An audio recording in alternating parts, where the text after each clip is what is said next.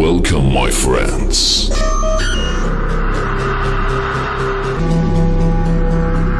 Feel free and expect the unexpected. Hello students, welcome to my English class. In this class we will discuss about how to write a speech. ದ್ವಿತೀಯ PUC ವಿದ್ಯಾರ್ಥಿಗಳಿಗೆ ಅವರು work ಬುಕ್ಕಲ್ಲಿ ಬರ್ತಕ್ಕಂಥ ಈ speech writing ಬಗ್ಗೆ ಇವತ್ತಿನ ಕ್ಲಾಸಲ್ಲಿ ನಾವು ಡಿಸ್ಕಷನ್ ಮಾಡೋಣ. ಇದು ತಮಗೆ ಎಕ್ಸಾಮಿನೇಷನಲ್ಲಿ 5 ಅಂಕದ ಪ್ರಶ್ನೆಯಾಗಿ ಬರುತ್ತೆ. ಸೊ ಹಾಗಾಗಿ ಯಾವುದೇ ಕಾರಣಕ್ಕೂ ನಾವು ಇದನ್ನು 5 ಅಂಕಗಳನ್ನು ಕಳ್ಕೊಳ್ಬಾರ್ದು.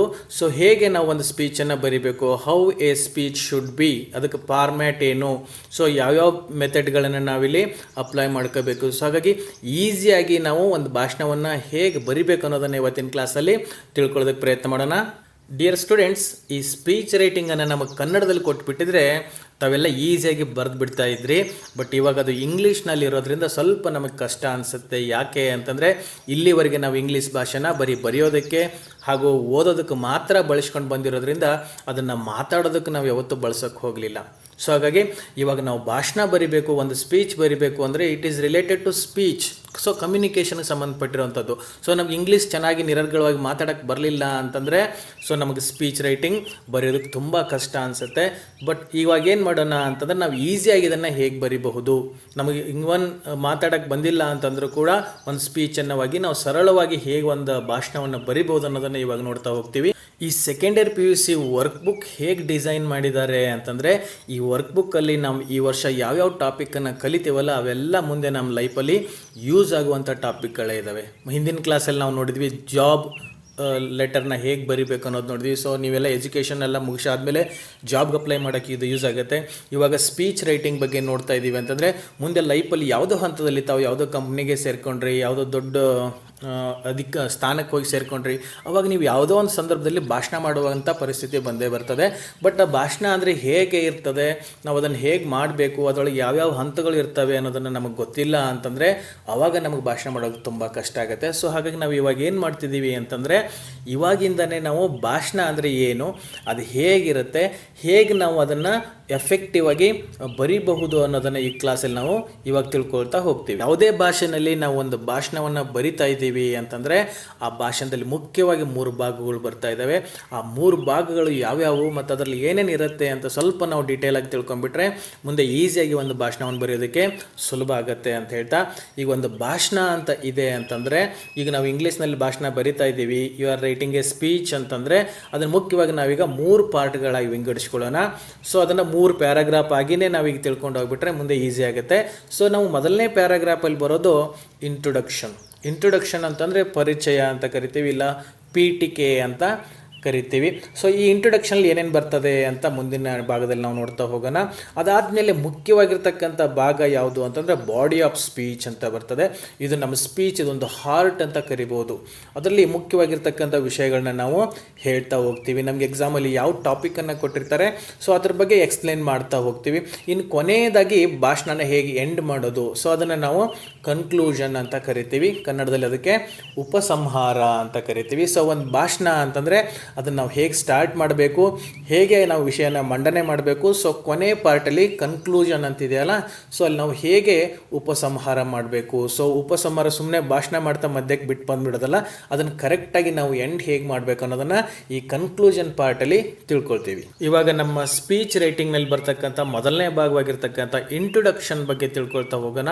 ಇಂಟ್ರೊಡಕ್ಷನ್ ಅಂತಂದರೆ ನೀವು ಭಾಷಣವನ್ನು ಹೇಗೆ ಆರಂಭ ಮಾಡ್ತೀರಿ ಅನ್ನೋದು ಇಲ್ಲಿ ತುಂಬ ಮುಖ್ಯವಾಗಿರ್ತದೆ. ಯಾಕೆ ಅಂತಂದರೆ ನೀವು ಚೆನ್ನಾಗಿ ಭಾಷಣವನ್ನು ಆರಂಭ ಮಾಡಿದರೆ ಆಡಿಯನ್ಸ್ಗೆ ಕೂಡ ಅಷ್ಟು ಎಫೆಕ್ಟ್ ಆಗಿರ್ತದೆ. ನೀವು ಕೇಳಿರ್ಬೋದು, ಸ್ವಾಮಿ ವಿವೇಕಾನಂದರು ಅಮೇರಿಕಾದಲ್ಲಿ ಚಿಕಾಗೋದಲ್ಲಿ ಧರ್ಮ ಸಮ್ಮೇಳನದಲ್ಲಿ ಭಾಷಣ ಮಾಡಬೇಕಾದ್ರೆ ಫಸ್ಟ್ ಸೆಂಟೆನ್ಸ್ ಹೇಳಿದ ತಕ್ಷಣ ಇಡೀ ಸಭೆ ಚಪ್ಪಾಳೆ ತಟ್ತಾ ನಿಂತ್ಕೊಂಡಿತ್ತಂತೆ. ಅವ್ರ ಭಾಷಣದ ಒಂದೇ ಒಂದು ಲೈನು ಅಷ್ಟು ಪರಿಣಾಮ ಬೀರ್ತಾ ಇತ್ತು ಅಂತಂದರೆ ನಾವಿಲ್ಲಿ ಅರ್ಥ ಮಾಡ್ಕೋಬೇಕು, ನಮ್ಮ ಭಾಷಣ ನಾವೆಲ್ಲಾದರೂ ಬರಿಬೇಕಾದ್ರೆ ಅಥವಾ ಎಲ್ಲ ಸ್ಟೇಜ್ ಮೇಲೆ ಇತ್ಕೊಂಡು ಮಾತಾಡಬೇಕಾದ್ರೆ ಹೇಗೆ ಸ್ಟಾರ್ಟ್ ಮಾಡ್ತೀವಿ ಅನ್ನೋದು ತುಂಬ ಇಂಪಾರ್ಟೆಂಟ್ ಆಗಿರ್ತದೆ. ನಾವು ಸ್ಟಾರ್ಟಿಂಗಲ್ಲೇ ಸ್ವಲ್ಪ ಎಳಿಬಿಟ್ರೆ ಮುಂದೆ ಭಾಷಣ ಕೇಳೋದಕ್ಕೆ ಯಾರು ಆಡಿಯನ್ಸು ಇಂಟ್ರೆಸ್ಟ್ ಕೊಡೋದೇ ಇಲ್ಲ. ಸೊ ಹಾಗಾಗಿ ಏನೇನು ಇರ್ತದೆ, ಸೊ ಈ ನಿಮ್ಮ ಭಾಷಣನ 3 ಭಾಗ ಅಂತ ನಾವು ತಿಳ್ಕೊಂಡ್ವಿ. ಸೊ ಫಸ್ಟ್ ಪಾರ್ಟ್ ಅಥವಾ ಫಸ್ಟ್ ಪ್ಯಾರಾಗ್ರಾಫು ಇಂಟ್ರೊಡಕ್ಟರಿ ಪಾರ್ಟ್ ಇರ್ತದೆ. ಸೊ ಇದರಲ್ಲಿ ಯಾವ್ಯಾವ ವಿಷಯ ಬರ್ತದೆ ಅಂತ ಇವಾಗ ನೋಡ್ತಾ ಹೋಗೋಣ. ಈ ಫಸ್ಟ್ ಪ್ಯಾರಾಗ್ರಾಫಲ್ಲಿ ಏನೇನಿರಬೇಕು ನೀವು ಸ್ಪೀಚ್ ಬರಿಬೇಕಾದ್ರೆ ಅಂತಂದರೆ greet the audience. So first point ನಾವು ನೆನ್ಪಿಟ್ಕೊಂಡಿರಬೇಕು. ಫಸ್ಟ್ ಪ್ಯಾರಾಗ್ರಾಫಲ್ಲಿ ಸ್ಟಾರ್ಟಿಂಗಲ್ಲೇ ನಾವು ಗ್ರೀಟಿಂಗ್ ಇರಬೇಕು. ಅಂತಂದರೆ good morning all, good evening, good afternoon ಅಂತ ಈ ಥರ ಎಲ್ಲ ನಾವು ಹೇಳಬೇಕು. ಇಲ್ಲಿ ಗ್ರೀಟಿಂಗ್ ಮಾಡಬೇಕಾದ್ರೆ ಸ್ವಲ್ಪ ನಾವು ನಮ್ಮ ಭಾಷೆ ಪೊಲೈಟ್ ಆಗಿರಬೇಕು. ತಾವು ಹಿಂದಿನ ವರ್ಷ ಫಸ್ಟ್ ಇಯರ್ PUCನಲ್ಲಿ ಲ್ಯಾಂಗ್ವೇಜ್ ಫಂಕ್ಷನಲ್ಲಿ ಡೈಲಾಗ್ ರೈಟಿಂಗಲ್ಲಿ ಕರಿತಾ ಇದ್ರಿ. ಯಾವುದೇ ಡೈಲಾಗನ್ನು ನಾವು ಫಾರ್ಮಲ್ ಆ್ಯಂಡ್ ಇನ್ಫಾರ್ಮಲ್ ಅಂತ ಸ್ಟಡಿ ಮಾಡ್ತೀವಿ. ಸೊ ಹಾಗಾಗಿ ಇಲ್ಲಿ ನಾವು ಫಾರ್ಮಲ್ ಲ್ಯಾಂಗ್ವೇಜ್ನ ಯೂಸ್ ಮಾಡಬೇಕು. ಯಾಕೆ ಅಂತ ರೆಸ್ಪೆಕ್ಟ್ಫುಲ್ ಆಗಿರ್ತಕ್ಕಂಥ ಜನ ಎಲ್ಲ ಆ ಸಭೆಯಲ್ಲಿರೋದ್ರಿಂದ ನಿಮ್ಮ ಭಾಷೆ ಸ್ವಲ್ಪ ವಿನಮ್ರತೆಯಿಂದ ಕೂಡಿರಲಿ. So greeting is the first point. So greet the audience. ಅದಾದಮೇಲೆ ನೆಕ್ಸ್ಟ್ ಅಡ್ರೆಸ್ಸಿಂಗ್ ಅಂತ ಬಂದದೆ. ಇಲ್ಲಿ ಅಡ್ರೆಸ್ ಅಂತಂದ್ರೆ ನಾವು ವಿಳಾಸ ಅಂತ ಕರಿಬಾರ್ದು. ಅಡ್ರೆಸ್ ಅನ್ನೋದಕ್ಕೆ ಕನ್ನಡದಲ್ಲಿ ಇನ್ನೊಂದು ಮೀನಿಂಗು ಸಂಬೋಧನೆ ಅಂತ ಕರೀತಾರೆ. ಸೊ ನಾವು ಯಾರನ್ನು ಉದ್ದೇಶಿಸಿ ಮಾತನಾಡ್ತಿರ್ತೀವಲ್ಲ, ಸೊ ಅನ್ನ ಅಡ್ರೆಸ್ ಮಾಡಬೇಕಾಗತ್ತೆ. ಈ ಕಾರ್ಯಕ್ರಮದಲ್ಲಿ ನಾವು ಸಾಮಾನ್ಯವಾಗಿ ಕೇಳಿರ್ತೀವಿ ಮಹಾಜನಗಳೇ, ಮಾತೆಯರೇ ಅಂತೆಲ್ಲ ಹೇಳಬೇಕಾದ್ರೆ ಇದನ್ನು ನಾವು ಅಡ್ರೆಸ್ಸಿಂಗ್ ಅಂತ ಕರಿತೀವಿ. ಅದನ್ನೇ ಕನ್ನಡದಲ್ಲಿ ಸಂಬೋಧನೆ. ಸೊ ಫಸ್ಟ್ ಗ್ರೀಟಿಂಗ್ ಆದ ತಕ್ಷಣ ನಾವು ಅಡ್ರೆಸ್ ಮಾಡಬೇಕು. ಸೊ ಯಾರನ್ನು ಉದ್ದೇಶಿಸಿ ಮಾತನಾಡ್ತಿರ್ತೀವಿ ಅನ್ನೋದನ್ನು ಫಸ್ಟ್ ನಾವು ಕ್ಲಿಯರ್ ಮಾಡಬೇಕು. ಸೊ ಅದಾದಮೇಲೆ ಮುಂದಿನ ಪಾಯಿಂಟ್ ಬರೋದೇ ಇಂಟ್ರೊಡ್ಯೂಸ್ ಯುವರ್ ಸೆಲ್ಫ್. ಇದು ನಿಮಗೆ ಎಕ್ಸಾಮಲ್ಲಿ ಬರೀಬೇಕಾದ್ರೆ ಆಪ್ಷನಲ್ ಅಂತ ಅಂದ್ಕೊಳ್ಳಿ. ಬಟ್ ನೀವೆಲ್ಲರೂ ಸ್ಟೇಜ್ ಮೇಲೆ ಭಾಷಣ ಮಾಡ್ತಿರ್ಬೇಕಾದ್ರೆ you have to introduce yourself. ಒಂದು ಸೆಂಟೆನ್ಸಲ್ಲಿ ನೀವು ಯಾರು ಅಂತ ಹೇಳ್ಕೋಬೇಕು. ನಿಮ್ಗೆ ಎಕ್ಸಾಮಲ್ಲಿ ಏನು ಕೊಟ್ಟಿರ್ತಾರೆ ಅಂತಂದರೆ, ನಿಮ್ಮ ಕಾಲೇಜಲ್ಲಿ ಯಾವುದೋ ಒಂದು ಫಂಕ್ಷನ್ ನಡೀತಾ ಇದೆ, ಆ ಫಂಕ್ಷನಲ್ಲಿ ಸ್ಟೂಡೆಂಟ್ ಯೂನಿಯನ್ ಹೆಡ್ ನೀವು. ಸೊ ಹಾಗಾಗಿ ನೀವು ಭಾಷಣ ಮಾಡಬೇಕು ಅಂತ ಹೇಳಿದಾಗ ನೀವು ಯಾರು ಅಂತ, ನೀವೇನು ಅಂತ ಇಂಟ್ರೊಡ್ಯೂಸ್ ಮಾಡಬೇಕಾಗತ್ತೆ. ಸೊ ಅದು ಇಂಟ್ರೊಡ್ಯೂಸ್ ಯುವರ್ ಸೆಲ್ಫ್. ಒಂದು ಸೆಂಟೆನ್ಸಲ್ಲಿ ನೀವು ಬರೆಯೋದಾದರೆ ಇದನ್ನು ಬರೀಬಹುದು. ಅದಾದಮೇಲೆ ಕೊನೆಯದಾಗಿ ಬರ್ತಕ್ಕಂಥದ್ದು purpose of speech and introduce the topic. ಏನು ಭಾಷಣ ಮಾಡ್ತಾ ಇದ್ದೀರಾ ನೀವು ಅಂತ ನಾವು ಮೊದಲೇ ಕ್ಲಿಯರ್ ಮಾಡಬೇಕಾಗತ್ತೆ. What you are going to speak ಅಲ್ವಾ. ಸೊ ಹಾಗಾಗಿ ಈ 4 ಪಾಯಿಂಟ್ಗಳನ್ನ ನಾವು ಕರೆಕ್ಟಾಗಿ ಬರೆದ್ರೆ ನಮ್ಮ ಭಾಷಣದ ಮೊದಲನೇ ಪಾರ್ಟು ಮುಗಿದೋಗ್ಬಿಡ್ತದೆ. ನೆನ್ಪಿಟ್ಕೊಳ್ಳಿ, ಯಾವತ್ತು ನಮ್ಮ ಭಾಷಣ ಸ್ಟಾರ್ಟ್ ಆಗಬೇಕಾಗಿದ್ದು ಗ್ರೀಟಿಂಗ್ನಿಂದ. ಅದಾದಮೇಲೆ ಅಡ್ರೆಸ್ಸಿಂಗ್ ಇರ್ತದೆ. ಅಡ್ರೆಸ್ಸಿಂಗ್ ಅದೆಲ್ಲ ಏನೇನು ಇರಬೇಕು ಅಂತ ನಾವು ನೆಕ್ಸ್ಟ್ ಪಾರ್ಟಲ್ಲಿ ನೋಡ್ತಾ ಹೋಗ್ತೀವಿ. ಆಮೇಲೆ you can introduce yourself in 1 sentence. Next you have to tell the purpose of speech. ಯಾಕೆ ಭಾಷಣ ಮಾಡ್ತಾ ಇದ್ದೀರಾ ಅಥವಾ ಏನು ಭಾಷಣ ಮಾಡ್ತಾ ಇದ್ದೀರಾ ಅನ್ನೋದನ್ನು ನೀವು ಇಲ್ಲಿ ಹೇಳಬೇಕಾಗತ್ತೆ. ಇವಾಗ ನಮ್ಮದು ಭಾಷಣದ ಮೊದಲನೇ ಭಾಗ ಆಗಿರ್ತಕ್ಕಂಥ ಇಂಟ್ರೊಡಕ್ಷನ್ ಕಂಪ್ಲೀಟ್ ಆಗುತ್ತೆ. ಇಷ್ಟು ಪಾಯಿಂಟ್ಗಳನ್ನ ನಾವು ಕವರ್ ಮಾಡಿದರೆ. ಇವಾಗ ನಾವು ಸ್ಪೀಚ್ ರೈಟಿಂಗ್ ಬರಿಬೇಕಾದ್ರೆ ಫಸ್ಟ್ ಗ್ರೀಟಿಂಗನ್ನು ಬರಿಬೇಕು ಅಂತ ಹೇಳಿದ್ವಿ. ಸೊ ಗ್ರೀಟಿಂಗನ್ನು ನಮ್ಮ ಭಾಷಣದಲ್ಲಿ ಹೇಗೆ ಬರಿಬಹುದು, ಸ್ಟಾರ್ಟಿಂಗಲ್ಲಿ ನಾವು ಹೇಗೆ ಆರಂಭ ಮಾಡಬೇಕು ಅನ್ನೋದನ್ನು ಇಲ್ಲಿ ಎಕ್ಸಾಂಪಲ್ ಮೂಲಕ ನೋಡ್ತಾ ಹೋಗೋಣ. ಸೊ ನಾವು ಸ್ಟಾರ್ಟಿಂಗಲ್ಲಿ ಬರಿಬೋದು, good morning and warm welcome to everyone present here on this momentous occasion ಅಂತ 1 ಅಥವಾ 2 ಸೆಂಟೆನ್ಸಲ್ಲಿ ಗ್ರೀಟ್ ಮಾಡಬೇಕೆಲ್ಲರೂ. ಇಷ್ಟು ಲಾಂಗ್ ಆಗುತ್ತೆ ಅಂತಂದರೆ ಶಾರ್ಟಾಗಿ ಕೂಡ ನೀವು ಬರಿಬೋದು. Good morning to one and all present here. ಇಲ್ಲಿರ್ತಕ್ಕಂಥ ಎಲ್ಲರಿಗೂ ಗುಡ್ ಮಾರ್ನಿಂಗ್ ಅಂತ ಹೇಳಿಬಿಟ್ಟು ನೀವು ಭಾಷಣವನ್ನು ಆರಂಭ ಮಾಡಬೇಕು. ಸೊ ಇದನ್ನೇ ನಾವು ಗ್ರೀಟಿಂಗ್ ಅಂತ ಕರಿತೀವಿ. ಗ್ರೀಟಿಂಗ್ ಆದಮೇಲೆ ಮುಂದಿನ ಸೆಂಟೆನ್ಸಲ್ಲಿ ನಾವು ಅಲ್ಲಿರ್ತಕ್ಕಂಥ ಆಡಿಯನ್ಸನ್ನು ಅಥವಾ ಗೆಸ್ಟ್ಗಳನ್ನು ನಾವು ಅಡ್ರೆಸ್ ಮಾಡಬೇಕಾಗತ್ತೆ. ಸೊ ಇದನ್ನು ಅಡ್ರೆಸ್ಸಿಂಗ್ ಅಂತ ಕರಿತೀವಿ. ಕನ್ನಡದಲ್ಲಿ ಹೇಳಿದ್ನಲ್ಲ, ಸೊ ಸಂಬೋಧನೆ ಅಂತ ಕರಿತೀವಿ. ಅಂದರೆ ಇಲ್ಲಿ ನಾವು ಯಾರನ್ನು ಉದ್ದೇಶಿಸಿ ಮಾತನಾಡ್ತಾ ಇದ್ದೀವಿ ಅನ್ನೋದನ್ನು ಮೊದಲು ನಾವು ಹೇಳಿಬಿಡಬೇಕು. ಸೊ ಇವಾಗ ನಿಮ್ಗೆ ಎಕ್ಸಾಮಲ್ಲಿ ಕೊಡ್ತಕ್ಕಂಥ ಪ್ರಶ್ನೆಯಲ್ಲಿ ನಿಮ್ದು ಯಾವುದೋ ಕಾಲೇಜ್ ಫಂಕ್ಷನಲ್ಲಿ ನಿಮಗೆ ಮಾತಾಡೋಕ್ಕೆ ಒಂದು ಪ್ರಶ್ನೆನ ಕೊಟ್ಟಿರ್ತಾರೆ, ಒಂದು ಟಾಪಿಕನ್ನು ಕೊಟ್ಟಿರ್ತಾರೆ. ಇವಾಗ ನಿಮ್ಮ ಕಾಲೇಜ್ ಫಂಕ್ಷನು ಅಂತಂದರೆ ಸುಮ್ಮನೆ ಒಂದು ಚೂರು ಕಲ್ಪನೆ ಮಾಡ್ಕೊಳ್ಳಿ, ಇಮ್ಯಾಜಿನೇಷನ್ ಮಾಡ್ಕೊಳ್ಳಿ, ಆ ಕಾರ್ಯಕ್ರಮದಲ್ಲಿ ಯಾರ್ಯಾರು ಭಾಗಿಯಾಗಿರ್ತಾರೆ ಅಂತ. ಸೊ ಕಾಮನ್ನಾಗಿ ತಮಗೆಲ್ಲ ಗೊತ್ತಿದೆ, ಪ್ರಿನ್ಸಿಪಾಲ್ ಇರ್ತಾರೆ, ಎಲ್ಲ ಟೀಚರ್ಸ್ ಇರ್ತಾರೆ, ಹಾಗೆ ಸ್ಟೂಡೆಂಟ್ಸ್ಗಳು ಇರ್ತಾರೆ. ಅದ್ರ ಜೊತೆ ಕೆಲವೊಂದು ಸಾರಿ ಚೀಫ್ ಗೆಸ್ಟ್ ಬಂದರೆ ಅದೂ ಓಕೆನೇ. ಸೊ ಹಾಗಾಗಿ ನಾವು ಅಡ್ರೆಸ್ಸಿಂಗನ್ನು ನಮ್ಮ ಸ್ಪೀಚಲ್ಲಿ ಹೇಗೆ ಬರಿಬೇಕು ಅಂತ ನೋಡ್ಕೊಳ್ಳಿ. Honorable Principal, respected teachers and my dear friends. So ಇಷ್ಟನ್ನು ನಾವು ಮಿನಿಮಮ್ಮು ಬರೀಬೇಕು. ಇದ್ರ ಜೊತೆಗೆ ನೀವು ಸ್ವಲ್ಪ ಆ್ಯಡ್ ಮಾಡ್ಕೋಬೋದು. ಯಾರಾದರೂ ಗೆಸ್ಟ್ ಬಂದಿದ್ದರೆ ಸೊ ನೀವು ಅವ್ರಿಗೂ ಕೂಡ ಅಡ್ರೆಸ್ ಮಾಡ್ಬೋದು. ಸೊ ಅದೆಲ್ಲ ಬೇಡ ಅಂತಂದರೆ ಅಟ್ಲೀಸ್ಟ್ ಇದನ್ನು ನೆನ್ಪಿಟ್ಕೊಳ್ಳಿ. ಗ್ರೀಟಿಂಗ್ ಆದ ತಕ್ಷಣ ನೆಕ್ಸ್ಟ್ ಸೆಂಟೆನ್ಸ್ ನಮ್ಮದು ಅಡ್ರೆಸ್ಸಿಂಗ್ ಹೀಗಿರಬೇಕು. ನೆಕ್ಸ್ಟ್ ಸೆಂಟೆನ್ಸಲ್ಲಿ you have to introduce yourself. ಒಂದೇ ಒಂದು ಸೆಂಟೆನ್ಸಲ್ಲಿ ನಿಮ್ಮನ್ನು ನೀವು ಪರಿಚಯ ಮಾಡಿಕೊಡ್ಬೇಕು. ಸೊ ಅದನ್ನು ನಾವು ಸ್ಪೀಚ್ ರೈಟಿಂಗಲ್ಲಿ ಹೇಗೆ ಬರಿಬಹುದು ಅಂತ ನೋಡಿ. Today I dash stand before you all. ಇಲ್ಲಿ ಡ್ಯಾಶ್ ಇದ್ದಲ್ಲಿ ನಿಮ್ಮ ಹೆಸರನ್ನು ಬರ್ಕೋಬಹುದು. ನಿಮ್ಮ ಹೆಸರಿನ ಜೊತೆಗೆ ನಿಮ್ಗೆ ಏನಾದರೂ ಡೆಸಿಗ್ನೇಷನ್ ಇದ್ದರೆ, ನಿಮ್ಮ ಕಾಲೇಜ್ ಸ್ಟೂಡೆಂಟ್ ಯೂನಿಯನ್ ಪ್ರೆಸಿಡೆಂಟ್ ಏನಾದರೂ ನೀವು ಆಗಿದ್ದರೆ ಅದನ್ನು ನೀವು ಅಲ್ಲಿ ಬರ್ಕೋಬಹುದು. ಸೊ ಅದಾದಮೇಲೆ ಪರ್ಪಸ್ ಆಫ್ ಸ್ಪೀಚ್ನ ಹೇಳಬೇಕಾಗತ್ತೆ, ಅಥವಾ ನೀವು ಮಾತಾಡ್ತಕ್ಕೆ ಹೋಗ್ತಿರ್ತಕ್ಕಂಥ ಟಾಪಿಕನ್ನು ಇಂಟ್ರೊಡ್ಯೂಸ್ ಮಾಡಿಕೊಡ್ಬೇಕಾಗತ್ತೆ. ಯಾವ ವಿಷಯದ ಬಗ್ಗೆ ಮಾತಾಡ್ತಾ ಇದ್ದೀರಾ ಅಂತ ಹೇಳಬೇಕಾಗತ್ತೆ. ಸೊ ಅದನ್ನು ಹೇಗೆ ಬರಿಬೋದು? To highlight the importance of dash, ಅಂದರೆ ಟಾಪಿಕ್ ಹೆಸರು ಬರಿಬೇಕು. ಅಥವಾ ಟು ಟಾಕ್ ಅಬೌಟ್ ಡ್ಯಾಶ್, ಅಥವಾ ಯಾರಾದರೂ ನೀವು ಪರಿಚಯ ಭಾಷಣ ಮಾಡ್ತಾ ಇದ್ದರೆ ಸೊ ಹೇಗೆ ಪರಿಚಯ ಮಾಡ್ತೀರಾ ಅಂತಂದರೆ to introduce Mr or Mrs ಅಂತ ಬರೆದ್ಬಿಟ್ಟು ಅವ್ರ ಹೆಸರನ್ನು ಬರಿಬೇಕಷ್ಟೇ. ಸೊ ಇದು ಒಂದು ಅಥವಾ ಎರಡು ಸೆಂಟೆನ್ಸಲ್ಲಿ ಮುಗಿದೋಗ್ಬಿಡಬೇಕು. ಓಕೆ ಡಿಯರ್ ಸ್ಟೂಡೆಂಟ್ಸ್, ಇಲ್ಲಿವರೆಗೆ ನಮ್ಮ ಸ್ಪೀಚ್ ರೈಟಿಂಗ್ನ ಫಸ್ಟ್ ಪಾರ್ಟ್ ಆಗಿರ್ತಕ್ಕಂಥ ಇಂಟ್ರೊಡಕ್ಷನ್ನಲ್ಲಿ ಯಾವ್ಯಾವ ಭಾಗಗಳು ಬರ್ತವೆ, ನಾವು ಏನೇನು ಲೈನನ್ನು ಬರಿಬೇಕು, ಯಾವ್ಯಾವುದನ್ನು ಮೆನ್ಷನ್ ಮಾಡಬೇಕು ಅನ್ನೋದನ್ನು ನೋಡ್ತಾ ಬಂದ್ವಿ. ಇವಾಗ ನಾವು ಇಂಟ್ರೊಡಕ್ಷನನ್ನು ಬರಿಬೇಕಾದ್ರೆ ನಿಮ್ಮ ಎಕ್ಸಾಮಲ್ಲಿ ಹೇಗೆ ಬರಿಬೇಕು ಅಂತಂದರೆ ಅಲ್ಲಿ ಹೇಳಿರ್ತಕ್ಕಂಥ ಎಲ್ಲ ಪಾಯಿಂಟ್ಗಳು ಕವರ್ ಆಗಿರಬೇಕು. ಇಲ್ಲಿ ನಿಮ್ಮ ಸ್ಕ್ರೀನ್ ಮೇಲೆ ಕಾಣ್ತಾ ಇರ್ತಕ್ಕಂಥದ್ದನ್ನು ಕಂಠಪಾಠ ಮಾಡಿಕೊಂಡ್ರೂ ಕೂಡ ನಿಮ್ಗೆ ಭಾಷಣ ಬರೆಯೋದಕ್ಕೆ ತುಂಬ ಈಸಿಯಾಗಿರುತ್ತೆ. ಅದು ಯಾವುದೇ ಥರದ ಭಾಷಣ ಇರ್ಬೋದು, ಪರಿಚಯ ಭಾಷಣನೇ ಇರ್ಬೋದು, ಅಥವಾ ಯಾವುದೋ ಒಂದು ಟಾಪಿಕನ್ನು ಕೊಟ್ಬಿಟ್ಟು ಸ್ಪೀಚ್ ಬರೀರಿ ಅಂತ ಕೊಟ್ಟರು ಕೂಡ ನೀವು ಇದನ್ನೇ ಕಲ್ತ್ಕೊಂಡ್ಬಿಟ್ರು ಕೂಡ ಆಗುತ್ತೆ. ಅಲ್ಲಿ ಬಿಟ್ಟ ಸ್ಥಳಗಳಲ್ಲಿ ಹೆಸರು ಮತ್ತು ಟಾಪಿಕ್ಗಳನ್ನ ಮಾತ್ರ ಬರೆಯೋದು ಮಾತ್ರ ಮಿಕ್ಕೊಂಡಿರ್ತದೆ. ಸೊ ಹಾಗಾಗಿ ಹೇಗೆ ಬರಿಬೋದು ನೋಡಿ, ಒಂದು ಇಂಟ್ರೊಡಕ್ಷನ್ ಪಾರ್ಟ್ ಫಸ್ಟ್ ಪ್ಯಾರಾಗ್ರಾಫ್ ನಿಮ್ಮ ಭಾಷಣದಲ್ಲಿ ಸ್ಪೀಚ್ ರೈಟಿಂಗಲ್ಲಿ ಹೀಗೆ ಇರಬೇಕು ನೋಡಿ. ಹೇಗಿದೆ? Good morning all respected principal, teachers and my dear friends, today I dash, ಅಲ್ಲಿ ನಿಮ್ಮ ಹೆಸರು ಬರ್ಕೊಳ್ಳಿ, stand before you all to talk about topic, ಅದನ್ನು ಬರೀರಿ. ಅಥವಾ ನೀವು ಇದನ್ನೇ ಇನ್ನೊಂದು ಥರನೂ ಬರಿಬೋದು ನೋಡಿ. ಇಲ್ಲಿ ಎರಡಿದೆ, ಎರಡರಲ್ಲಿ ಯಾವುದಾದ್ರು ಒಂದನ್ನು ನಿಮ್ಗೆ ಯಾವ್ದು ಈಸಿ ಆಗುತ್ತೆ ಆ ಮೆಥಡನ್ನು ಫಾಲೋ ಮಾಡ್ಕೊಳ್ಳಿ. Good morning and warm welcome to everyone present here on this momentous occasion. Respected principal, teachers and my dear friends, I am honoured to have been given an opportunity to speak dash ಇದೆ, ಅಲ್ಲಿ topic ಹೆಸರನ್ನ ಬರಿಬೇಕು ಅಷ್ಟೇ. ತುಂಬ ಈಸಿಯಾಗಿರ್ತಕ್ಕಂಥ method. ಇವೆರಡರಲ್ಲಿ ಯಾವುದಾದ್ರು ಒಂದನ್ನು ನೀವು ಕಂಠಪಾಠ ಮಾಡ್ಕೊಂಡು ಇಟ್ಕೊಂಡ್ಬಿಟ್ರೆ ನಿಮ್ಮ ಭಾಷಣ ಹೇಗೆ ಬರಿಬೇಕು ಅನ್ನೋದು ತುಂಬ ಈಸಿಯಾಗಿ ಇಲ್ಲೇ ಗೊತ್ತಾಗ್ಬಿಡುತ್ತೆ. ಇವಾಗ ಸ್ಪೀಚ್ ರೈಟಿಂಗಲ್ಲಿ ಬರ್ತಕ್ಕಂಥ ಮುಖ್ಯವಾದ ಭಾಗಕ್ಕೆ ನಾವು ಬಂದಿದ್ದೀವಿ. ಸೊ ಇದನ್ನು ನಾವು ಬಾಡಿ ಆಫ್ ಸ್ಪೀಚ್ ಅಂತ ಕರಿತೀವಿ. ಇದನ್ನು ನಾವು ಹಾರ್ಟ್ ಆಫ್ ಅವರ್ ಸ್ಪೀಚ್ ಅಂತ ಕೂಡ ಕರಿಬಹುದು. ಯಾಕೆ ಅಂದರೆ ಮುಖ್ಯವಾಗಿರ್ತಕ್ಕಂಥ ವಿಷಯಗಳನ್ನು ನಾವಿಲ್ಲಿ ಮಂಡನೆ ಮಾಡ್ತಾ ಹೋಗ್ತೀವಿ. ನಿಮಗೆ ಸೆಕೆಂಡ್ ಇಯರ್ PUC ಎಕ್ಸಾಮಿನೇಷನಲ್ಲಿ ಎರಡು ಥರದ ಭಾಷಣಗಳನ್ನ ಬರೆಯೋದಕ್ಕೆ ಕೊಡ್ತಾರೆ. ಒಂದು ಯಾವುದಾದ್ರೂ ಒಂದು ಟಾಪಿಕನ್ನು ಕೊಟ್ಬಿಟ್ಟು ಅದ್ರ ಬಗ್ಗೆ ಭಾಷಣ ಬರೀರಿ ಅಂತ ಕೊಡ್ತಾರೆ.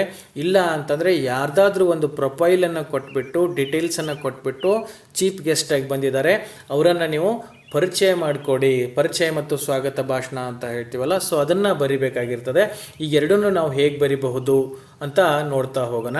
ಇವಾಗ ನಮಗೆ ಯಾವುದಾದ್ರೂ ಒಂದು ಟಾಪಿಕ್ ಕೊಟ್ಬಿಟ್ಟು ಅಥವಾ ಯಾವುದಾದ್ರೂ ಒಂದು ವಿಷಯವನ್ನು ಕೊಟ್ಬಿಟ್ಟು ಇದ್ರ ಬಗ್ಗೆ ಭಾಷಣವನ್ನು ಬರೀರಿ ಅಂತ ಕೊಟ್ಟಾಗ ಸೊ ನಾವು main body of the speech ಏನಿದೆ ಇದನ್ನು ಬರಿಬೇಕಾದ್ರೆ ಮುಖ್ಯವಾಗಿ ಕೆಲವೊಂದು ಅಂಶಗಳನ್ನ ಗಮನದಲ್ಲಿ ಇಟ್ಕೋಬೇಕು.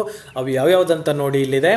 ಡಿಫೈನ್ ದ ಟಾಪಿಕ್, ಫಸ್ಟ್ ನಮಗೆ ಕೊಟ್ಟಿರ್ತಕ್ಕಂಥ ಟಾಪಿಕನ್ನು ಆ ವಿಷಯವನ್ನು ವ್ಯಾಖ್ಯಾನಿಸಬೇಕಾಗತ್ತೆ. ಸೊ ಅದು ಫಸ್ಟ್ ಸೆಂಟೆನ್ಸಲ್ಲೇ ಇರಬೇಕು.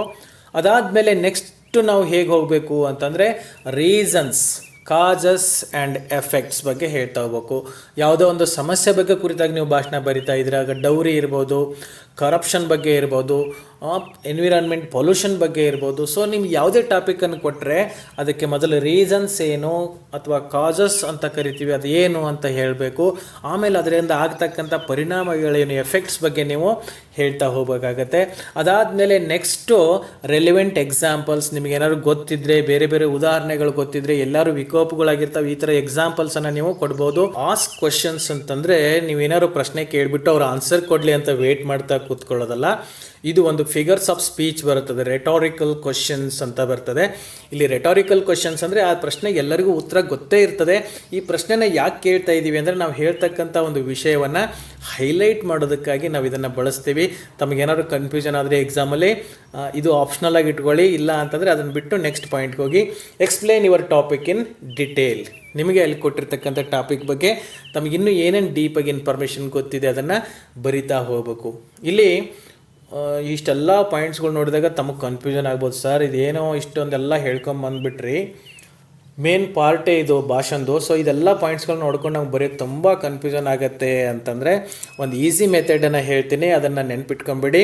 ಬಟ್ ಇದು ಇಲ್ಲಿ ನಾವು ಸ್ಪೀಚ್ ರೈಟಿಂಗ್ನ ಹೇಳ್ತಾ ಇರೋದು ತುಂಬ ಬುದ್ಧಿವಂತರಿಗೆಲ್ಲ, ವಿದ್ಯಾರ್ಥಿಗಳಿಗೆ ಯಾರಿಗೆ ಕಷ್ಟ ಅನಿಸುತ್ತೆ ಅವ್ರಿಗೆ ಮಾತ್ರ ಇದನ್ನು ಹೇಳ್ತಾ ಇರೋದ್ರಿಂದ ಈ ಮೆಥಡನ್ನು ನೀವು ಫಾಲೋ ಮಾಡ್ಬೋದು. ತಾವೆಲ್ಲ ಪ್ರಬಂಧ ಬರಹ ಬರೆದಿದ್ದೀರಾ ಅಲ್ವಾ? ಕನ್ನಡದಲ್ಲಿ ಬರೆದಿರ್ತೀರ, ಇಂಗ್ಲೀಷ್ನಲ್ಲಿ ಎಸ್ಸೆ ರೈಟಿಂಗ್ ಬರೆದಿರ್ತೀರ. ಒಂದು ಎಸ್ಸೆ ಅಂತಂದರೆ, ಒಂದು ಪ್ರಬಂಧ ಅಂತಂದರೆ ಅದನ್ನೇ ನೀವಿಲ್ಲಿ ಯೂಸ್ ಮಾಡ್ಬೋದು. ಬಾಡಿ ಆಫ್ ಸ್ಪೀಚಲ್ಲಿ ಬರೆಯೋ ಜಾಗದಲ್ಲಿ ಇದನ್ನು ಯೂಸ್ ಮಾಡ್ಕೋಬೋದು. ಈಗ ಯಾವುದೋ ಒಂದು ಟಾಪಿಕ್ನ ಕೊಟ್ಬಿಟ್ಟು ಅದ್ರ ಮೇಲೆ ಪ್ರಬಂಧ ಬರೀರಿ ಅಂತಂದರೆ ನಿಮ್ಗೆ ಗೊತ್ತಿದೆ, ಪ್ರಬಂಧದಲ್ಲಿ ಕೂಡ 3 ಪಾರ್ಟ್ ಇರ್ತವೆ. ಫಸ್ಟು ಪೀಠಿಕೆ ಅಲ್ವಾ, ಆಮೇಲೆ ಮುಖ್ಯವಾಗಿ ವಿಷಯಕ್ಕೆ ಬರ್ತೀವಿ, ಕೊನೆಗೆ ಉಪಸಂಹಾರ ಮಾಡ್ತೀವಲ್ಲ. ಸೊ ಅದನ್ನೇ ಮೆಥಡನ್ನು ನೀವು ಇಲ್ಲಿ ಯೂಸ್ ಮಾಡ್ಕೋಬೋದು. ನಿಮಗೆ ಸ್ಪೀಚ್ ರೈಟಿಂಗ್ ಅಂತ ಬರೆದಾಗ ಫಸ್ಟ್ ಪ್ಯಾರಾಗ್ರಾಫಲ್ಲಿ ಇಂಟ್ರೊಡಕ್ಷನ್ ಕೊಟ್ಟಿರ್ತೀರಾ. ಸೊ ಸೆಕೆಂಡ್ ಮಧ್ಯದ ಪ್ಯಾರಾಗ್ರಾಫಲ್ಲಿ ಏನು ಮಾಡಬೇಕು ಅಂತಂದರೆ, ನಿಮಗೆ ಈ ಪಾಯಿಂಟ್ಸ್ಗಳೆಲ್ಲ ಇಟ್ಕೊಂಡು ಬರೆಯೋಕ್ಕಾಗಲ್ಲ ಅಂತಂದರೆ ನಿಮಗೆ ಕೊಟ್ಟಿರ್ತಕ್ಕಂಥ ಟಾಪಿಕ್ ಬಗ್ಗೆ ಚಿಕ್ಕದಾಗಿ ಒಂದು ಪ್ರಬಂಧನ ಬರೆದ್ಬಿಟ್ರೆ ಮುಗಿದು ಹೋಗಿಬಿಡ್ತದೆ.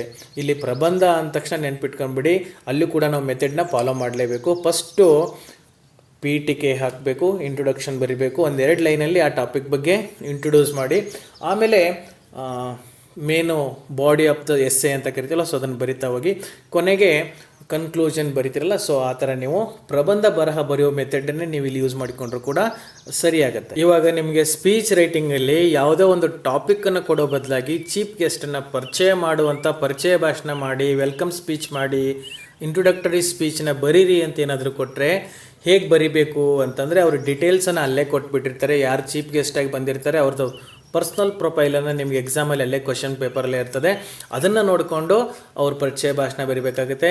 ಇಲ್ಲಿ use the personal details and make A meaningful paragraph. ಆ ಎಲ್ಲ ಡೀಟೇಲ್ಸ್ಗಳನ್ನ ಬಳಸಿಕೊಂಡು ಒಂದು ಪ್ಯಾರಾಗ್ರಾಫನ್ನು ಬರಿಬೇಕು. ಸೊ ಇದನ್ನು ಬರೆಯೋಕ್ಕೆ ನಿಮ್ಗೆ ಕಷ್ಟ ಆಗುತ್ತೆ ಅಂತ ಅನ್ನೋದಾದರೆ, ನೀವು 10th ಸ್ಟ್ಯಾಂಡರ್ಡಲ್ಲಿದ್ದಾಗ ಒಂದು ಕ್ವಶನ್ ಇರ್ತಾಯಿತ್ತು ನಿಮಗೆ, ಪ್ರೊಫೈಲನ್ನು ನೋಡಿಬಿಟ್ಟು ಪ್ಯಾರಾಗ್ರಾಫ್ ಬರೀರಿ ಅಂತ. ತಮಗೆಲ್ಲ ನೆನಪಿರ್ಬೋದು. ಅಲ್ಲಿ ಯಾರ್ದೋ ಒಬ್ಬರದ್ದು ಪರ್ಸ್ನಲ್ ಡೀಟೇಲ್ಸ್ ಎಲ್ಲ ಕೊಡ್ತಾಯಿದ್ರು, ಅವ್ರ ಹೆಸರು, date of birth, education, qualification, profession ಅಲ್ವಾ, ಇವನ್ನೆಲ್ಲ ಕೊಟ್ಬಿಟ್ಟು ಒಂದು ಪ್ಯಾರಾಗ್ರಾಫನ್ನು ಬರೀರಿ ಅಂತ ಹೇಳ್ತಾ ಇದ್ರಲ್ಲ. ಸೊ ಅದೇ ಮೆಥಡನ್ನು ನೀವು ಇಲ್ಲಿ ಬರಿಬೋದು. ಒಟ್ಟಿನಲ್ಲಿ ತಿಳ್ಕೊಳ್ಳಿ, ಇದು ಬಾಡಿ ಆಫ್ ಸ್ಪೀಚ್ ಇರೋದ್ರಿಂದ ಇದು ಮೇನ್ ಸ್ವಲ್ಪ ದೊಡ್ಡ ಪ್ಯಾರಾಗ್ರಾಫ್ ಇರ್ತದೆ. ಫಸ್ಟ್ ಪ್ಯಾರಾಗ್ರಾಫ್ ಇಂಟ್ರೊಡಕ್ಷನಲ್ಲಿ ಹೋಗಿರುತ್ತೆ, ಮಧ್ಯದ್ದು ಬಾಡಿ ಆಫ್ ಸ್ಪೀಚ್ ಸ್ವಲ್ಪ ದೊಡ್ಡದಾಗಿರ್ತದೆ, ಆಮೇಲೆ ಕೊನೆಗೆ ಕನ್ಕ್ಲೂಷನ್ ಇನ್ನೊಂದು ಚಿಕ್ಕ ಪ್ಯಾರಾಗ್ರಾಫ್ ಅಷ್ಟೇ ಇರ್ತದೆ. ಒಂದು ಮೆಥಡನ್ನು ನೀವು ತುಂಬ ಈಸಿಯಾಗಿ ನೆನ್ಪಿಟ್ಕೊಳ್ಳಿ. ಇದು ಕೂಡ ಒಂದು ಥರ ಪ್ರಬಂಧ ಬರಹ ಬರ್ದಂಗೆ, ಅಲ್ಲಿ ಪ್ರೊಫೈಲ್ ನೋಡಿ ಪ್ಯಾರಾಗ್ರಾಫ್ ಬರ್ದಂಗೆ, ಬಟ್ ಆರಂಭ ಮತ್ತು ಅಂತ್ಯ ಮಾತ್ರ ಭಾಷಣದ ಥರ ನೀವು ಬರೆದ್ಬಿಟ್ರೆ ಈಸಿಯಾಗಿ ಮಾರ್ಕ್ಸ್ ತೊಗೊಳ್ಳೋಕ್ಕೆ ತುಂಬ ಅನುಕೂಲ ಆಗುತ್ತೆ. ಇದುವರೆಗೆ ನಾವು ಸ್ಪೀಚ್ ರೈಟಿಂಗ್ನಲ್ಲಿ ನಮ್ಮ ಸ್ಪೀಚನ್ನು ಹೇಗೆ ಆರಂಭ ಮಾಡಬೇಕು, ಯಾವ್ಯಾವ ಪಾಯಿಂಟ್ಗಳನ್ನ ಅಲ್ಲಿ ನೆನ್ಪಿಟ್ಕೋಬೇಕು, ಮತ್ತು ಆಮೇಲೆ ಬಾಡಿ ಆಫ್ ದ ಸ್ಪೀಚಲ್ಲಿ ನಮಗೆ ಕೊಟ್ಟಿರ್ತಕ್ಕಂಥ ಟಾಪಿಕ್ ಅಥವಾ ವಿಷಯವನ್ನು ಹೇಗೆ ಮಂಡನೆ ಮಾಡಬೇಕು, ಅದಕ್ಕೆ ಈಸಿಯಾಗಿರೋ ಮೆಥಡನ್ನು ಹೇಗೆ ನಾವು ಫಾಲೋ ಮಾಡಬೇಕು ಅನ್ನೋದನ್ನೆಲ್ಲ ನೋಡ್ಕೊಂಬಂದ್ವಿ. ಇವಾಗ ನಮ್ಮ ಭಾಷಣದ ಕೊನೆಯ ಹಂತದಲ್ಲಿ ಬಂದಿದ್ವಿ. ಸೊ ಅದನ್ನೇ ನಾವು ಕನ್ಕ್ಲೂಡಿಂಗ್ ಪ್ಯಾರಾಗ್ರಾಫ್ ಅಂತ ಹೇಳ್ತೀವಿ. ಲಾಸ್ಟಲ್ಲಿ ಚಿಕ್ಕದಾಗಿರ್ತಕ್ಕಂಥ ಒಂದು 2-3 ಸೆಂಟೆನ್ಸಲ್ಲಿ ಇರ್ತಕ್ಕಂಥ ಚಿಕ್ಕದೊಂದು ಪ್ಯಾರಾಗ್ರಾಫ್ ಮೂಲಕ ನಮ್ಮ ಭಾಷಣವನ್ನು ನಾವು ಎಂಡ್ ಮಾಡಬೇಕಾಗತ್ತೆ. ಹೇಗೆ ಎಂಡ್ ಮಾಡಬೇಕು ಅಂದರೆ, conclude the topic in 1 or 2 sentences. 1-2 ಸೆಂಟೆನ್ಸಲ್ಲಿ ಈಗ ಹೇಳಿರ್ತಕ್ಕಂಥ ವಿಷಯದ ಬಗ್ಗೆ, ತಾವು ಮಂಡನೆ ಮಾಡಿರ್ತಕ್ಕಂಥ ವಿಷಯದ ಬಗ್ಗೆ ತಮ್ಮ ಓನ್ ಅಭಿಪ್ರಾಯಗಳನ್ನು, ತಮ್ಮ ಸ್ವಂತ ಅಭಿಪ್ರಾಯಗಳನ್ನ ವ್ಯಕ್ತ ಮಾಡಿಕೊಳ್ಳೋದಕ್ಕೆ ಇಲ್ಲಿ ನಿಮಗೆ ಅವಕಾಶ ಇರ್ತದೆ. ಸೊ ಅದ್ರ ಜೊತೆಗೆ ಥ್ಯಾಂಕ್ ದ ಆಡಿಯನ್ಸ್, ಅಲ್ಲಿ ಕೇಳ್ತಕ್ಕಂಥ ಭಾಷಣ, ಇದುವರೆಗೆ ನಿಮ್ಮ ಭಾಷಣವನ್ನು ಎಲ್ಲ ಸೈಲೆಂಟಾಗಿ ಕೂತ್ಕೊಂಡು ಕೇಳಿದ್ರಲ್ಲ, ಸೊ ಅವ್ರಿಗೆ ಧನ್ಯವಾದಗಳನ್ನ ಹೇಳೋದ್ರ ಮೂಲಕ ನಿಮ್ಮ ಭಾಷಣನ ನೀವು ಎಂಡ್ ಮಾಡಬೇಕು. ಇದುವರೆಗೆ ಟೋಟಲಿ ಒಂದು ಭಾಷಣ ಅಂದರೆ ಹೇಗಿರಬೇಕು, ಆ ಭಾಷಣದಲ್ಲಿ ಬರ್ತಕ್ಕಂಥ 3 ಮುಖ್ಯವಾಗಿರ್ತಕ್ಕಂಥ ಪಾರ್ಟ್ಗಳು ಯಾವುವು, ಯಾವ್ಯಾವ ಪಾರ್ಟಲ್ಲಿ ನಾವು ಯಾವ್ಯಾವ ಪಾಯಿಂಟ್ಸನ್ನು ಹೈಲೈಟ್ ಮಾಡಬೇಕು ಅನ್ನೋದನ್ನು ನೋಡ್ಕೊಂಬಂದ್ವಿ. ಇವಾಗ ನಿಮ್ಮ ಎಕ್ಸಾಮಲ್ಲಿ ಯಾವ ಥರ ಪ್ರಶ್ನೆಗಳನ್ನು ಕೇಳ್ತಾರೆ, ಯಾವ ಥರ ಭಾಷಣವನ್ನು ಬರೆಯೋದಕ್ಕೆ ಕೇಳ್ತಾರೆ, ಅದಕ್ಕೆ ನಾವು ಯಾವ ರೀತಿ ಚಿಕ್ಕದಾಗಿರ್ತಕ್ಕಂಥ ಭಾಷಣ ಬರಿಬೋದು ಅಂತ 1-2 ಎಕ್ಸಾಂಪಲ್ಗಳನ್ನ ನೋಡ್ಕೊಳ್ಳೋಣ. ಇವಾಗ ನಿಮ್ಮ ಎಕ್ಸಾಮಲ್ಲಿ ಏನಾದರೂ ಇಂಟ್ರೊಡಕ್ಟರಿ ಸ್ಪೀಚನ್ನು ಕೊಟ್ಟರೆ, ಯಾರನ್ನಾದ್ರೂ ಚೀಫ್ ಗೆಸ್ಟ್ ಅವ್ರದ್ದು ಡೀಟೇಲ್ಸನ್ನು ಕೊಟ್ಬಿಟ್ಟು ಪರಿಚಯ ಭಾಷಣ ಬರೀರಿ ಅಂತ ಕೊಟ್ಟರೆ ಅದನ್ನು ಹೇಗೆ ಬರೆಯೋದು ಅಂತ ಹೇಳಿಬಿಟ್ಟು ಒಂದು ಎಕ್ಸಾಂಪಲ್ ಮೂಲಕ ನೋಡೋಣ. ಇಲ್ಲಿ ಒಂದು ಪ್ರೊಫೈಲನ್ನು ಕೊಟ್ಟಿದ್ದಾರೆ, ಒಬ್ಬರ ಬಗ್ಗೆ ಡೀಟೇಲ್ಸ್ ಕೊಟ್ಟಿದ್ದಾರೆ ನೋಡಿ. ಚೀಫ್ ಗೆಸ್ಟ್ ಅವ್ರ ಹೆಸರನ್ನ ಕೊಟ್ಟಿದ್ದಾರೆ. ನಿಮ್ಗೆ ಯಾವುದೋ ಒಂದು ಸ್ಕೂಲ್ ಯೂನಿಯನ್ ಡೇಗೆ ಚೀಫ್ ಗೆಸ್ಟಾಗಿ ಬಂದಿದ್ದಾರೆ ಅಂತ ಅಂದ್ಕೊಳ್ಳಿ. ಹೆಸರು ಡಾಕ್ಟರ್ ರಾಜಗೋಪಾಲನ್, ನೇಟಿವ್ ಅವರೂರು ಮೈಸೂರು. ಎಜುಕೇಷನ್ ಏನಾಗಿದೆ ಅಂತ ಡೀಟೇಲ್ಸ್ ಕೊಟ್ಟಿದ್ದಾರೆ. MA in English, PhD from Cambridge university. ಅವರು ಪ್ರೊಫೈಲ್ನ ಕೊಟ್ಟಿದ್ದಾರೆ ಇಲ್ಲಿ. Worked as a head of the department of English, Bengaluru university for 10 years. ಬೆಂಗಳೂರು ಯೂನಿವರ್ಸಿಟಿನಲ್ಲಿ ಇಂಗ್ಲೀಷ್ ವಿಭಾಗದ ಮುಖ್ಯಸ್ಥರಾಗಿ 10 ವರ್ಷ ಕೆಲಸ ಮಾಡಿದ್ದಾರೆ. Authored many books on social and literary issues. So ಪುಸ್ತಕಗಳನ್ನು ಕೂಡ ಸುಮಾರು ಬರೆದಿದ್ದಾರೆ. ರಿಸೆಪ್ಟೆಂಟ್ ಆಫ್ ಸೆಂಟ್ರಲ್ ಸಾಹಿತ್ಯ ಅಕಾಡೆಮಿ ಅವಾರ್ಡ್, ಅವರಿಗೆ ಕೇಂದ್ರ ಸಾಹಿತ್ಯ ಅಕಾಡೆಮಿ ಪ್ರಶಸ್ತಿ ಸಿಕ್ಕಿದೆ ಅಂತ ಕೊಟ್ಟಿದ್ದಾರೆ. ಈ ಪ್ರೊಫೈಲ್ಗೆ ನಾವು ಹೇಗೆ ಪರಿಚಯ ಭಾಷಣ ಬರಿಬೋದು ಅಂತ ನೋಡಿ. ಇವಾಗ ಇದುವರೆಗೆ ನಾವು ತಿಳ್ಕೊಂಡಿರ್ತಕ್ಕಂಥ ಎಲ್ಲ ಅಂಶಗಳು ಈ ಭಾಷಣದಲ್ಲಿ ಇದಾವೆ ಅನ್ನೋದನ್ನು ತಾವು ಗಮನಿಸ್ತಾ ಹೋಗ್ಬಿಟ್ರೆ ಈಸಿಯಾಗಿ ಗೊತ್ತಾಗ್ಬಿಡ್ತದೆ. ಹೇಗೆ ಭಾಷಣ ಬರಿಬೋದು ನೋಡಿ. Good morning and warm welcome to everyone present here on this momentous occasion. ಇದು ಗ್ರೀಟಿಂಗ್ ಪಾರ್ಟಲ್ಲಿ ಬರ್ತದೆ. Respected principal, teachers and my dear friends, ಇದು addressing. I am honored to have been given an opportunity to speak on the annual day celebration of our college. It is my privilege to welcome a gem of literature, Dr. Raj Gopalan. ಇದು purpose of the speech. That means what you are going to speak ಅನ್ನೋದು ಇಲ್ಲಿ ಗೊತ್ತಾಗುತ್ತೆ. So next ಹೇಗೆ ಬರಿತಾ ಹೋಗ್ತಾರೆ ನೋಡಿ. After completion of his postgraduate degree course in English, he accomplished his PhD from Cambridge University. Therefore, he served at Bangalore University as a teacher. Highly regarded for his expertise and intelligence, he soon climbed up the ladder of success and became the head of the Department of English and worked at this post for 10 years. In addition to teaching, he had played a lifelong passion for writing books. He has authored many books on social as well as literary issues.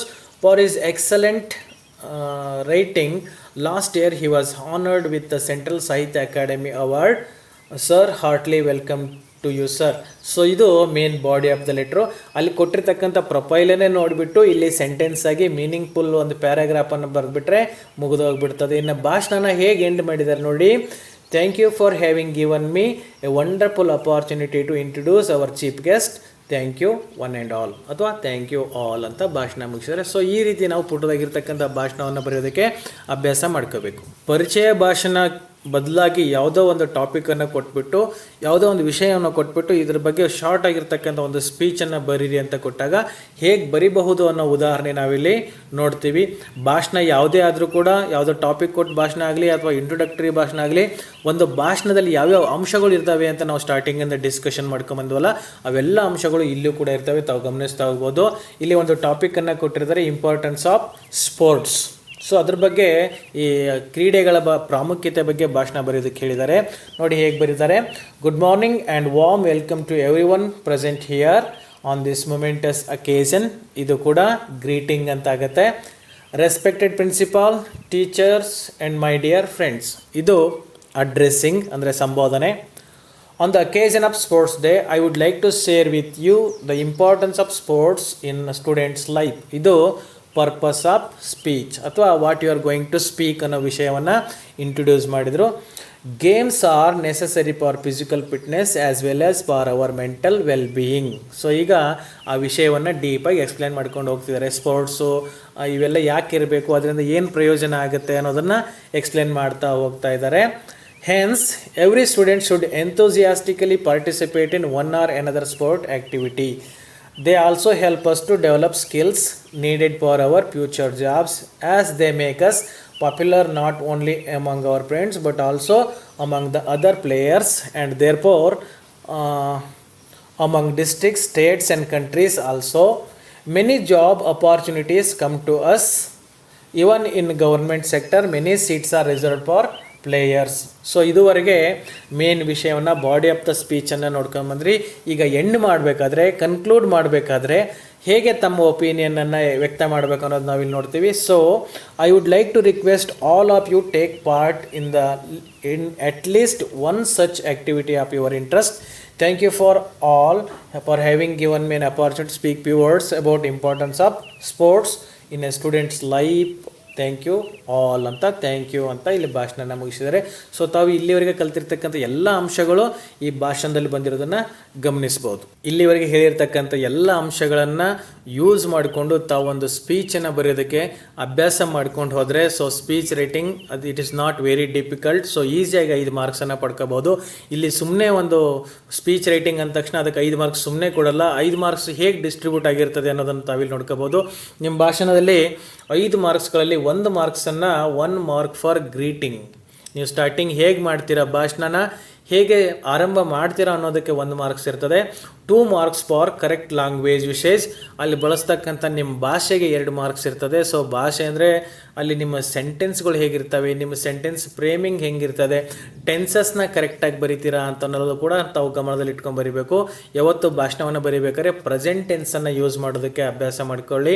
So ಅದಕ್ಕೆ 2 marks ಇದ್ದರೆ 1 mark for format, ಇಡೀ ಭಾಷಣದ ಫಾರ್ಮ್ಯಾಟ್ಗೆ 1 mark ಇರ್ತದೆ.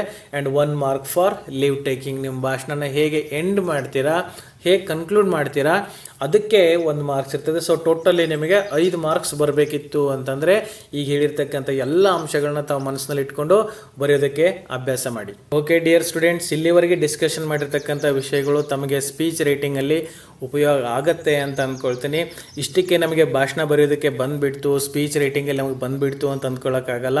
ಇಲ್ಲಿ ಹೇಳಿರ್ತಕ್ಕಂಥ ಅಂಶಗಳನ್ನು ಬಳಸಿಕೊಂಡು ತಾವು ಇನ್ನೂ ಹೆಚ್ಚಿನ ಭಾಷಣಗಳನ್ನು ಬರೆಯೋದಕ್ಕೆ ಪ್ರಾಕ್ಟೀಸನ್ನು ಮಾಡಬೇಕು. ತಮಗೆ ಇನ್ನೂ ಎಕ್ಸಾಂಪಲ್ಗಳು ಬೇಕು ಅಂತಂದರೆ ಈ ವಿಡಿಯೋ ಕೆಳಗೆ ಕೊಟ್ಟಿರ್ತಕ್ಕಂಥ ಡಿಸ್ಕ್ರಿಪ್ಷನ್ ಬಾಕ್ಸಲ್ಲಿ ಒಂದು ಲಿಂಕನ್ನು ಕೊಟ್ಟಿದ್ದೀನಿ, ಅಲ್ಲಿ ಕ್ಲಿಕ್ ಮಾಡೋದ್ರ ಮೂಲಕ ಈ ಥರದ ಎಕ್ಸಾಂಪಲ್ ಭಾಷಣಗಳ ಕಲೆಕ್ಷನ್ ತಮಗೆ ಸಿಗುತ್ತೆ. ಸೊ ಅದನ್ನು ತಾವು PDF ಫಾರ್ಮ್ಯಾಟಲ್ಲಿ ಡೌನ್ಲೋಡ್ ಮಾಡಿಕೊಂಡು ಅಭ್ಯಾಸ ಮಾಡೋದಕ್ಕೆ ಯೂಸ್ ಮಾಡ್ಕೋಬೇಕಂತ ಹೇಳ್ತಾ ಇವತ್ತಿನ ಕ್ಲಾಸನ್ನು ಇಲ್ಲಿಗೆ ಮುಗಿಸೋಣ. ಇನ್ನು ಮತ್ತೆ ಮುಂದಿನ ಕ್ಲಾಸ್ನಲ್ಲಿ ಬೇರೆ ಒಂದು ಟಾಪಿಕ್ ಜೊತೆಗೆ ಮತ್ತೆ ಸಿಗೋಣ ಅಂತ ಹೇಳ್ತಾ, so till then take care.